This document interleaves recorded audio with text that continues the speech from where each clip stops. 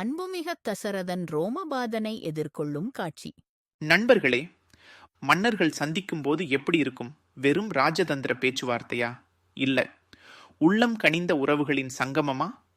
கம்பர் இந்த சந்திப்பை எப்படி படம் பிடிக்கிறார் தெரியுமா? ஏற்கனவே தயரதன் வந்திருக்காருன்னு ரோமபாதன் கேள்விப்பட்டு அவரை வரவேற்க ஒரு யோசனை தூரம் போயிருக்காருன்னு பார்த்தோம். இப்போ அந்த சந்திப்பின் அழகை பார்க்கலாம்.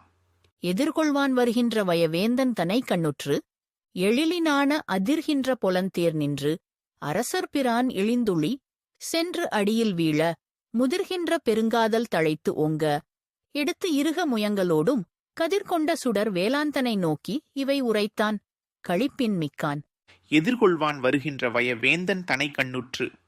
அங்கே தன்னை வரவேற்க வெற்றி பல கண்ட அந்த ரோமபாத மன்னர் வருவதை தயரதன் பார்க்கிறார். எப்படி பார்க்கிறார்?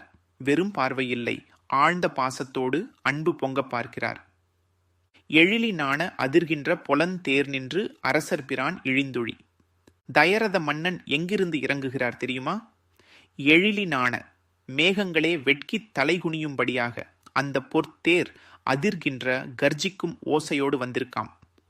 அப்படி ஒரு பிரம்மாண்டமான தேரில் இருந்து அரசர்களுக்கெல்லாம் அதிபதியான தயரதன் கீழே இறங்கும் தருணம் அது. கம்பரின் இந்த ஒரு வரியில் தயரதனின் கம்பீரமும் அவர் பயணத்தின் பிரம்மாண்டமும் அப்படியே மனசுல நிக்குதில்ல. சென்று அடியில் வீழ.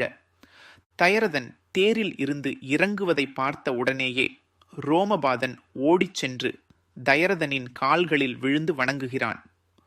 ஒரு மாமன்னன் இன்னொரு மாமன்னன் காலில் விழுவது நட்பின் ஆழத்தையும் மரியாதையையும் எவ்வளவு அழகா காட்டுது பாருங்க. முதிர்கின்ற பெருங்காதல் தழைத்து ஓங்க. அப்போது என்ன நடக்கிறது? இந்த இரு மன்னர்களுக்கும் இடையில் இருந்த ஆழமான காலம் காலமாக புரையோடி போன பெருகி பெருகி முதிர்ந்த அந்த அன்பு தழைத்து ஓங்க செழித்து மேலும் மேலும் வளர்ந்து பொங்கி பெருகுகிறது. வெறும் உறவல்ல, அது ஒரு பெரும் காதல், அது செழித்திருக்கிறது என்கிறார் கம்பர். எடுத்து இருக முயங்கலோடும். ரோமபாதன் கால்களில் விழுந்ததும் தயரதன் அவனை அப்படியே வாரி அணைத்து இருக முயங்கலோடும் அத்தனை இறுக்கமாய் அத்தனை பாசமாய் தழுவிக்கொள்கிறார்.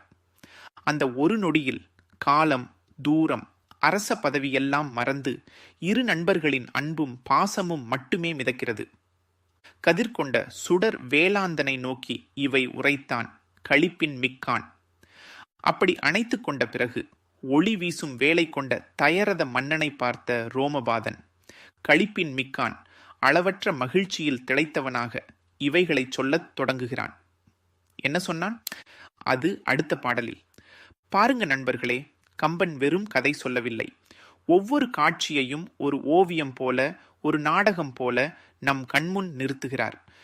வெறும் போர் வீரம் மட்டுமல்லாமல் இந்த மன்னர்களுக்கிடையேயான அன்பின் ஆழத்தை, மரியாதையை, பாசத்தை இவ்வளவு அழகாக படம் பிடிக்கும். கம்பர் சும்மாவா கவி சக்கரவர்த்தியானார்?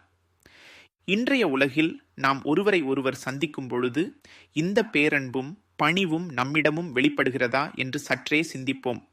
என்ன ஒரு அற்புதமான மனித உறவுகள்!